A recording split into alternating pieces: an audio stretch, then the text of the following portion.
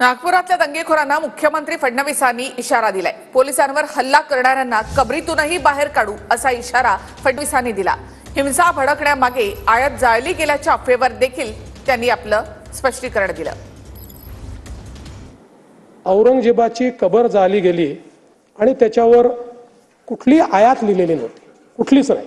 त्याचं नीट आम्ही व्हेरिफिकेशन केलं, त्याला मॅग्निफाय करूनही व्हेरिफिकेशन केलं, पण जाणीवपूर्वक आयाती जाळल्या अशा प्रकारचे त्या ठिकाणी मेसेजेस फिरवण्यात आले आणि त्यातून अशा प्रकारची घटना पुढची जी काही आहे ती घडलेली आहे। आणि म्हणून अशा प्रकारे जे लोक सामाजिक स्वास्थ्य बिघडवतात, जाणीवपूर्वक अशा प्रकारचे अफवा पसरवतात, त्यांनाही दोषी धरण्यात येईल।